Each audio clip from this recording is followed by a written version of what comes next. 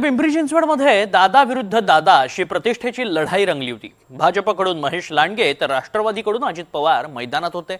कधी काळी अजित पवारांच्याच तालमीत तयार झालेल्या महेश लांडगेंनी यावेळी वस्तादा विरोधातच शड्डू ठोकला आणि अजित पवारांना अस्मानही दाखवलं। बघूया। भारतीय जनता पार्टीचा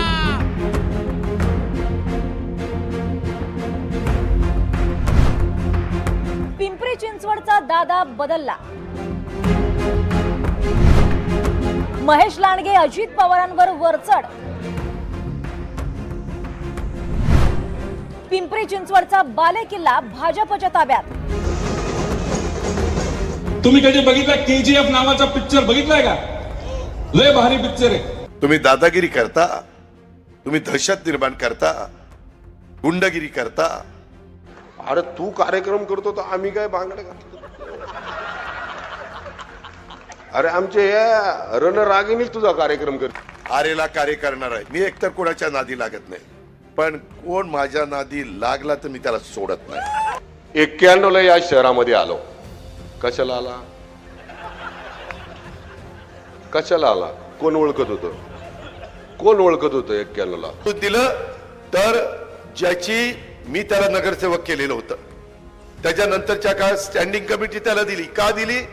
तर विलास लांडेंना आमदारकीला तिथं त्रास होऊ नये म्हणून दिली। स्थानिक इथला पिंपरी चिंचवडकर जर मोठा होत असेल तर त्याला सन्मानाची वागणूक त्यांच्याकडे कधीच मिळाली।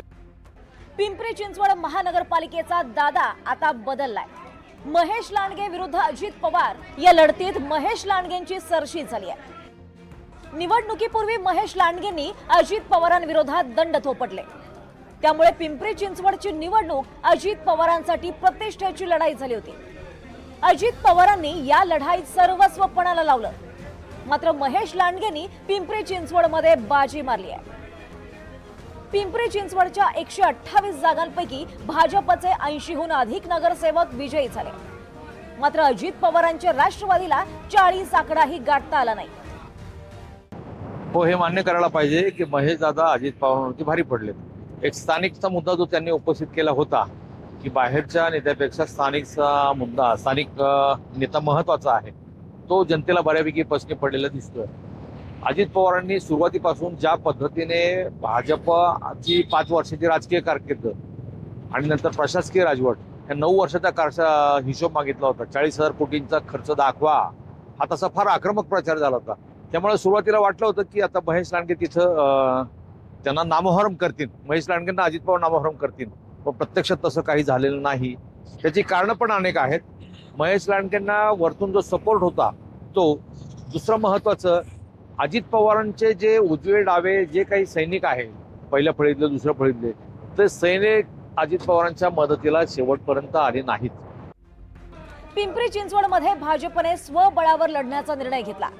अजित पवारांनीही एकट्यानेच निवडणूक लढवण्याची घोषणा केली, पण दोन्ही राष्ट्रवादी एकत्र येणार की नाही या चर्चेनं पुणे आणि पिंपरीच्या निवडणुकीत ट्विस्ट आला। दोन्ही राष्ट्रवादी एकत्र येण्यासाठी हालचाली सुरू झाल्या आणि याच हालचालींमुळे अजित पवारांना फटका बसल्याची शक्यता दिसते। दोन्ही राष्ट्रवादी एकत्र करण्यासाठी नेत्यांच्या बैठका झाल्या। शरद पवार आणि अजित पवार पालिका निवडणुकीसाठी एकत्र आले, मात्र हीच बाब कार्यकर्त्यांना खटकलेली दिसतेय। लोकसभा आणि विधानसभा निवडणुकीत ज्यांच्या विरोधात लढलो त्यांच्यासोबत मिळून भाजप विरोधात प्रचार करणं कार्यकर्त्यांना जड गेलं। पुण्यात प्रशांत जगताप यांची नाराजी देखील उफाळून आली, मात्र पिंपरीत पदाधिकारी आणि कार्यकर्त्यांनी निष्क्रिय राहणं पसंत केलं। दुसरीकडे महेश लांडगे यांनी अजित पवारांवर बेधडकपणे आरोपांच्या फैरी झाडल्या। अजित पवारांनी भाजपवर भ्रष्टाचाराचे आरोप केले। या आरोपांना उत्तर देताना महेश लांडगेंनी अजित पवारांवर एकेरी शब्दात टीकाही केली। अजित पवारांनी लांडगेंना उत्तर देताना मतदारांना भावनिक साथ घातली, तरीही मतदारांकडून त्यांना अपेक्षित असा प्रतिसाद मिळालेला नाही। त्यामुळे कधी काळी अजित पवारांच्याच तालमीत तयार झालेल्या या पैलवानानं आपल्या वस्तादाची पाठ टेकवली आहे। सूरज कसबे, NDTV मराठी, पिंपरी चिंचवड।